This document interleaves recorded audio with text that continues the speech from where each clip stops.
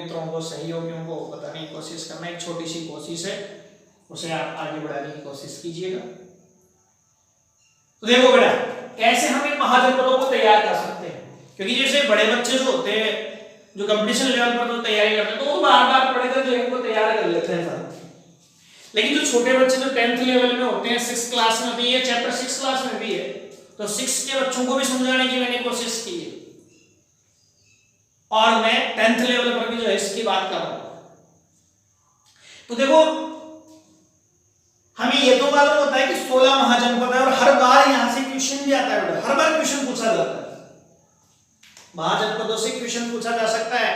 नाम पूछ लिया, किसी जनपद की राजधानी पूछ ली, किसी जनपद की संख्या पूछ ली कि किन्हीं 5 के नाम लिखो साहब, किन्हीं 5 के राज्य और जनपद का नाम और उसकी राजधानी पूछ ली साहब।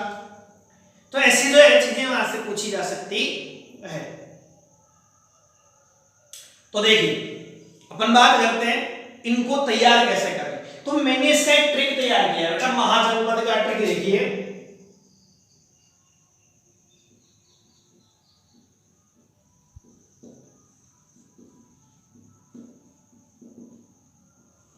महाजनपद का ट्रिक देखिए बेटा। महाजनपद के ट्रिक के बारे में मैं आपको बताऊंगा कि इसको शॉर्ट में अपन किस प्रकार तैयार कर सकते हैं, शॉर्ट में किस प्रकार तैयार कर सकते हैं। ये तो हमें मालूम है कि 16 महाजनपद है, लेकिन अल्फाबेट के अनुसार, इंग्लिश अल्फाबेट के अनुसार मैंने इनको जो है अल्फाबेटिक तरीके से तैयार किया है कि ए बी सी डी। तो ए पर कितने आते हैं, बी पर कितने आते हैं, सी पर कितने आते हैं, डी पर कितने आते हैं, ऐसे सारा एक चार्ट तैयार किया है। तो पहले मैं जो है उस चार्ट की बात बता देता हूं। देखो, ए पर आते हैं आपके 3, बी पर आता नहीं, सी पर आता नहीं, सॉरी बी पर आता नहीं, सी पर आता है 1, डी नहीं है, ई नहीं है, एफ नहीं है, जी पर आता है 1, एच पर नहीं है, जे पर नहीं है, के पर आते हैं 4, के पर कितने आते हैं 4, एल पर नहीं है, एन पर नहीं है, एम पर आते हैं 3, एम पर कितने आते हैं 3, एम एन नहीं है, ओ पे नहीं है, पी पे आता है 1, क्यू नहीं है, आर नहीं है, एस पे आता है 1, टी नहीं है, यू नहीं है, और वी पे आता है 2, और एक्स वाई जेड पे कुछ नहीं है। टोटल इनकी संख्या कितनी होगी बेटा 16। जोड़ लीजिए,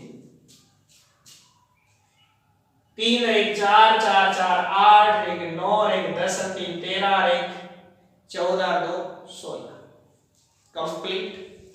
अब अपन इनको व्यवस्थित तरीके से जमाने की कोशिश करेंगे सर, व्यवस्थित तरीके से जमाने की कोशिश करेंगे विथ कैपिटल के साथ, राजधानियों के साथ हम जो इसको लिखने की कोशिश करेंगे।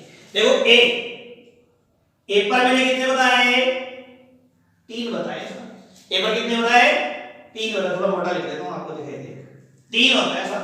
ए पर 3 वर्ड, ए पर 3 महाजनपद है। नंबर 1 है आपके अवंती, जिसकी राजधानी है क्या आपको मालूम है, अवंती के 2 भाग थे। अवंती के कितने भाग थे 2 भाग थे, एक उत्तरी अवंती और एक दक्षिण अवंती, और दोनों की 2 राजधानियां थी। उत्तरी अवंती की जो राजधानी थी वो तो थी उज्जैनी, क्या थी उज्जैनी, और दक्षिणी भाग की जो राजधानी थी वो थी आपकी महिष्मती। क्या नाम थी महिष्मती, नाम सुना होगा महिष्मती, अरे बाहुबली पिक्चर में नाम सुना है ना, महिष्मती साम्राज्य, धर्मेंद्र बाहुबली, ठीक है ना, वही उसी की बात है। तो बाहुबली पिक्चर भी यूं नहीं है कि कोई जो है ख्वाबों के अंदर जो है उसको लिख दिया राइटर ने। दक्षिण साउथ इंडिया की जो है बहुत बेहतरीन मूवी है ये, साउथ इंडिया का क्षेत्र पड़ता है, इसके ऊपर आपको जो है मूवी के तौर पर दर्शाया गया था। तो उत्तरी भाग अवंती की जो है उत्तरी भाग की राजधानी, उत्तरी भाग की राजधानी थी उज्जैनी, उज्जयिनी और दक्षिणी भाग की राजधानी थी महिष्मती। क्या नाम था बेटा? महिष्मती। महिष्मती, ठीक है। फिर नंबर 2 है आपके अंग, और अंग की राजधानी थी चंपा। चंपा चमेली जूही का गजरा है, नाम गाना सुना होगा, चंपा चमेली जूही का गजरा। तो चंपा जो है अंग की राजधानी थी चंपा। और ये वो अंग है जिसका महाभारत में सबका जिक्र कहीं ना कहीं, चाहे महाभारत ले लीजिए चाहे रामायण ले लीजिए, कहीं ना कहीं किसी ना किसी का जो है किसी ना किसी जनपद से कोई ना कोई स्टोरी जरूर जुड़ी हुई है बेटा। चाहे वो महाभारत में जुड़ी हुई हो, चाहे वो रामायण में जुड़ी हुई हो, चाहे किसी वेद में, किसी पुराण में, किसी जैन ग्रंथ में, किसी बौद्ध ग्रंथ में। चलो जैन में बौद्ध में इनका विस्तृत वर्णन देखने को मिलता है, लेकिन महाभारत में भी अपनी जो है और रामायण में भी जो है अपनी इनकी जो है स्टोरी जो है वो जुड़ी हुई है। तो अंग जहां के राजा कर्ण थे, मालूम होगा इसके पीछे की स्टोरी आपको, कि जब द्रोणाचार्य से शिक्षा प्राप्त करके कौरव और पांडव रंगभूमि के अंदर अपने अस्त्र शस्त्र का परिचय देने के लिए या परीक्षा देने के लिए आमंत्रित होते हैं या उनको बुलावा भेजा जाता है, तो अपनी विद्या का दिखावा करने के लिए या प्रदर्शन करने के लिए कर्ण भी वहां पहुंच जाता है। लेकिन उस समय की शासन व्यवस्थाओं के आधार पर, उस समय की सामाजिक व्यवस्थाओं के आधार पर द्रोणाचार्य के द्वारा उनको रंगभूमि में भाग लेने से मना कर दिया जाता है कि ना तो आप किसी देश के राजकुमार हो, राजा हो, सॉरी, ना तो किसी के राजा हो, ना आप राजकुमार हो, तो आपको इस प्रकार की प्रतियोगिता में भाग लेने नहीं दिया जाएगा। परिणाम स्वरूप दुर्योधन जो है उसे अपने पास बुलाते हैं और उसे अपने यहाँ का अंग राज्य जो है वो उनको दे दिया जाता है और उन्हें राजा बना दिया जाता है। परिणाम स्वरूप वो रंगभूमि में प्रतियोगिता के तौर पर भाग लेने के लिए जो है क्या हो जाते हैं, काबिल हो जाते हैं। तो अंगराज कर्ण, नाम सुना होगा, अंगराज कर्ण। तो अंगराज उसी समय से इनके नाम के आगे अंग लगने लग गया था, अंगराज लगने लग गया था, अंगराज कर्ण हो गए थे उसी समय से। तो अंग की राजधानी क्या थी बेटा? चंपा थी। उसके बाद में तीसरा जो है वो है आपके अस्मक। तीसरा क्या है? अस्मक। पर अस्मक की राजधानी जो है वो थी पोतन या पोटली। पोतन या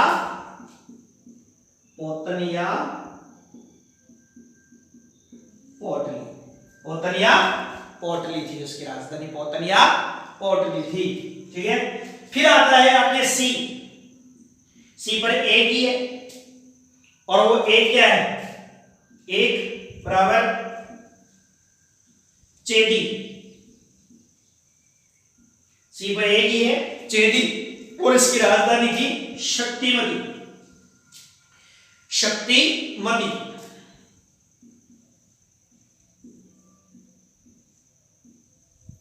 शक्तिमती भी बोलते हैं या इसको शोक्तिवती भी बोलते हैं।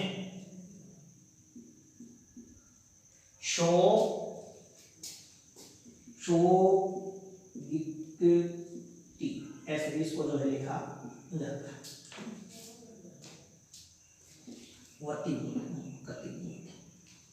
फिर उसके बाद में आता जी पर भी एक ही है बेटा, जिसका अक्सर जिक्र किया जाता है गंधार। क्या है? गांधार।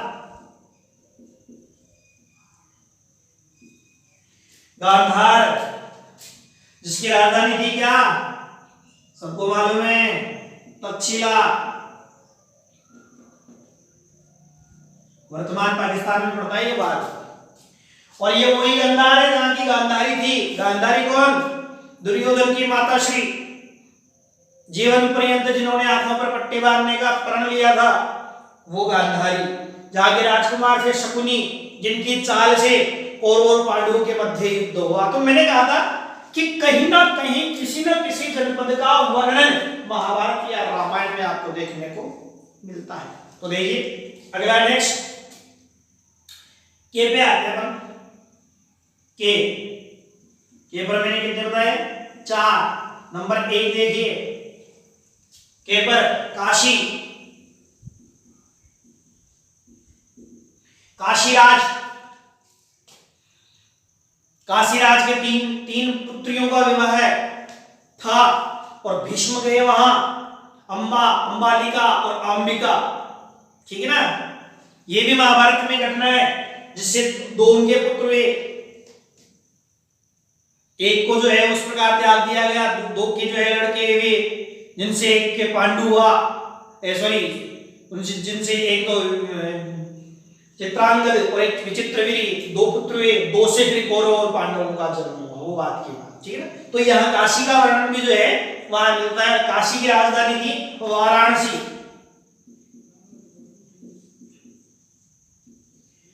वाराणसी उत्तर प्रदेश, घंटों का शहर कहा जाता है इसे।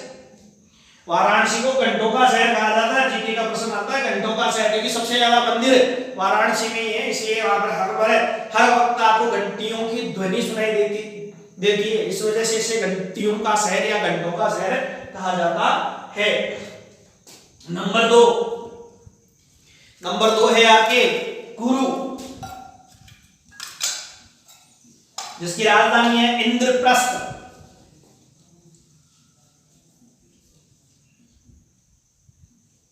जिसके लिए पूरा महाभारत और रामायण महाभारत का युद्ध हुआ था, क्या इंद्रप्रस्थ के लिए। कौरव सोचते थे कि इंद्रप्रस्थ पांडु कौरवों का रहे और पांडव सोचते थे कि वो पांडवों का हो। ठीक है ना, कुरु राजवंश की राजधानी थी इंद्रप्रस्थ, हस्तिनापुर। ठीक है ना, फिर है आपके नंबर 3 पर कंबोज।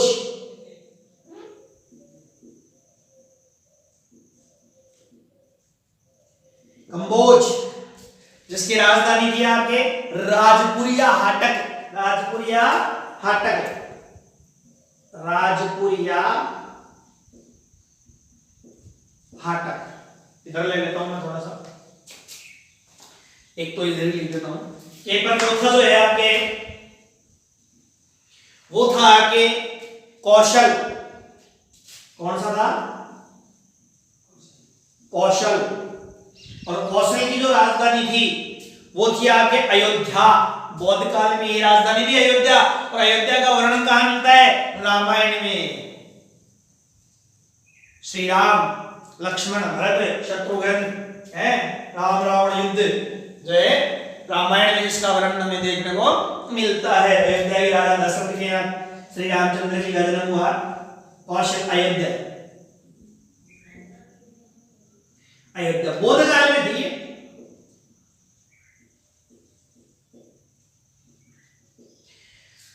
बुद्ध काल में, ठीक है। उसकी राजधानी अयोध्या थी। उसके बाद में आता है एम। एम को मैं इधर ले लेता हूं।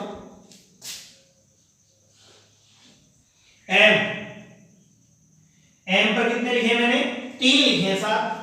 तो 3 कौन कौन से? नंबर 1 एम पर एक आता है मगध।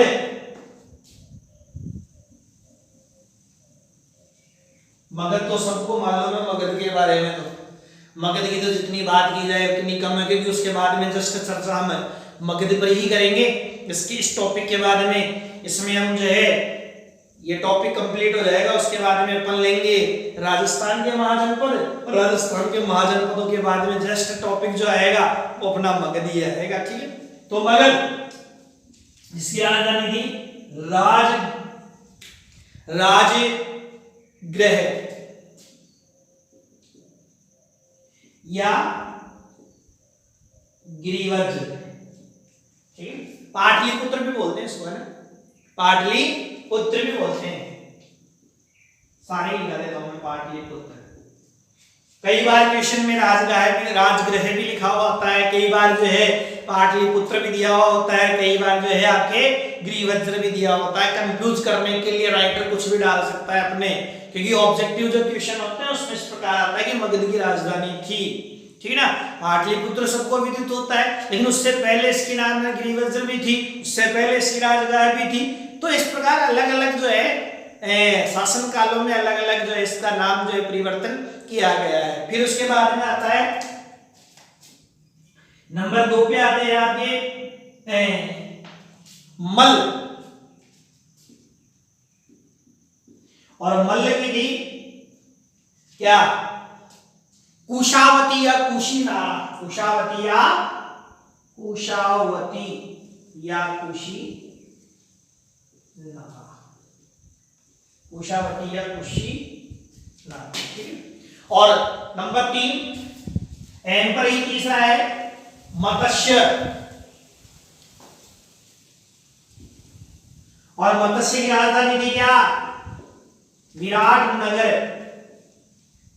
ये अपने जयपुर अलवर वाला, जयपुर अलवर वाला जो क्षेत्र है वो विराटनगर में आता है। तो विराटनगर, विराटनगर का भी जो है हमें यहाँ पर महाभारत में वर्णन मिलता है, क्योंकि पांडव जो है वो 12 वर्ष का वनवास और 1 वर्ष का अज्ञातवास, तो 1 वर्ष का अज्ञातवास बिताने के लिए कहा गए थे विराटनगर के राजा विराट के यहाँ इन्होंने 1 वर्ष का अज्ञातवास बिताया था, जिसमें इन्होंने अपने अलग अलग रूप परिवर्तन करके, जैसे युधिष्ठिर जो है वो कणक जो है नामक मंत्री बनकर, अर्जुन जो है ब्रह्मलला बनकर, भीम जो है हलवैया बनकर, और नकुल और सहदेव गुड़शाला और गाय गौशाला जो है उसमें सेवा करते हुए जो है उन्होंने अपना अज्ञातवास बिताया था, ठीक है। इस प्रकार तो मैंने कहा कि कहीं ना कहीं का वर्णन जरूर आपको देखने को मिलेगा। फिर हम बात करते हैं नेक्स्ट अपना पी, पी एक ही है और वो कौन सा है पंचाल, पी कौन सा है पंचाल, पंचाल। और पंचाल जो था इसका भी वर्णन महाभारत में है, क्योंकि पांचाली, पंचाल जो है वो पांचाली, और पांचाली जो थी वो अर्जुन की पत्नी थी द्रौपदी जिसको कहा जाता है, जहां के राजा द्रुपद थे जिन्होंने द्रोणाचार्य का वो वध किया, ठीक। तो देखिए इसकी 2 राजधानियां थी, जैसे हमने ऊपर अवंती की पढ़ी थी, उत्तरी भाग की उज्जैनी और दक्षिण भाग की महिष्मति, वैसे इसके उत्तरी भाग की जो राजधानी थी, उत्तरी भाग की जो राजधानी थी वो थी अहिछत्रपुर, क्या नाम था अहिछत्रपुर, और जो दक्षिण भाग था उसकी राजधानी जो इसकी थी, उत्तर भारत की राजधानी थी क्या, उत्तर भारत की राजधानी थी अहिछत्रपुर, और दक्षिण भारत की जो राजधानी थी वो थी काम्बिल्ले,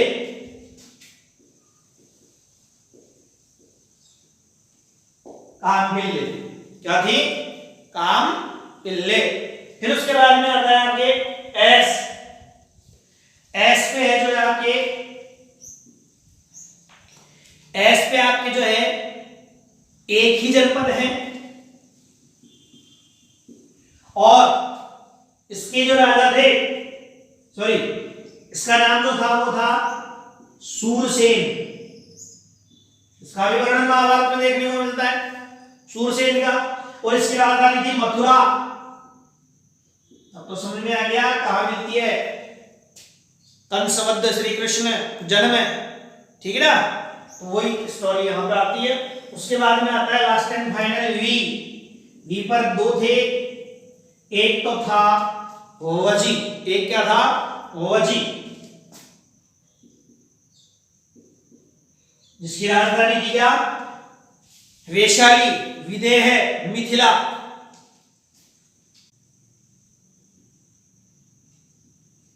वैशाली, विदेह और मिथिला, मिथिला जनक दुलारी, ठीक है ना। और नंबर 2 पर आपके आता है वत्स, वत्स, और वत्स की राजधानी थी कौशांबी।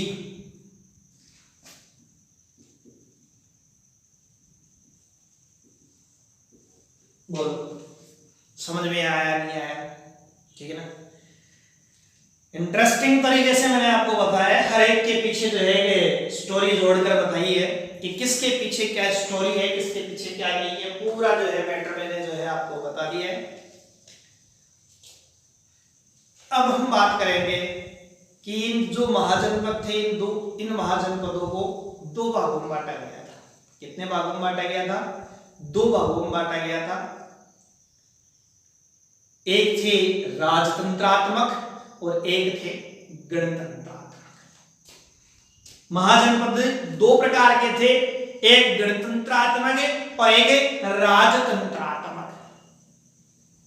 अब देखो इनकी जानकारी हमें कहां से मिलती है, इसके पीछे भी जो है एक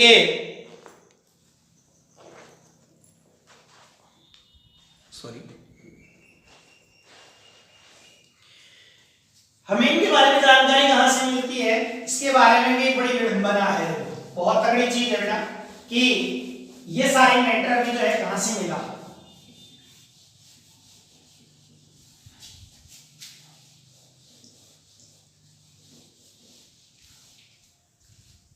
तो देखिए, हमें खुदाई के दौरान जब हम इन महाजनपदों के बारे में खुदाई की तो हमें कुछ सिक्के मिले थे बेटा। क्या मिले थे? सिक्के मिले थे बेटा, जिनको नाम दिया गया आहत सिक्के। ठीक है, ये क्योंकि महाजनपद थे, एक जनपद दूसरे जनपद पे आक्रमण करेगा, तो आक्रमण करने के लिए आक्रमण से बचने के लिए क्या चाहिए होती है? सेना चाहिए होती है। तो ये लोग नियमित सेना रखते थे बेटा, नियमित क्या रखते थे? सेना रखते थे। और इस सेना को वेतन दिया जाता था बेटा। क्या दिया जाता था? मासिक वेतन दिया जाता था, मासिक वेतन दिया जाता था। और वो वेतन किसके रूप में दिया जाता था? सिक्कों के रूप में दिया जाता था। आहत सिक्कों के रूप में जो है इनको दिया जाता था। आहत सिक्कों के रूप में जो इनको वेतन दिया जाता था, ध्यान रखना, आहत सिक्कों के रूप में। तो इन आहत सिक्कों पर क्या होता था? महाजनपद के जो राजा महाजनपदों के जो राजा हुआ करते थे या महाराजा हुआ करते थे, उनका नाम अंकित होता था। उनका नाम क्या होता था? अंकित होता था, नाम अंकित होता था, जिससे हमें ये पता चलता था कि कौन सा सिक्का किस महाजनपद में किस राजा का था। अब मैंने ये कहा कि महाजनपद जो थे वो दो प्रकार के होते थे। महाजनपद जो थे वो दो प्रकार के होते थे।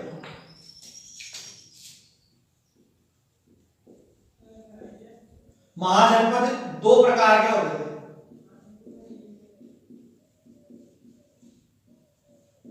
एक तो होते थे बेटा राजतंत्रात्मक, ठीक है ना, और एक होते थे गणतंत्रात्मक, ठीक है ना। तो पहले मैं बात कर लेता हूं आपके राजतंत्रात्मक की।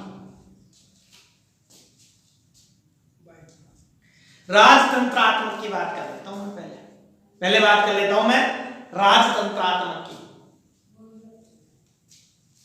कि राजतंत्रात्मक कौन कौन से थे।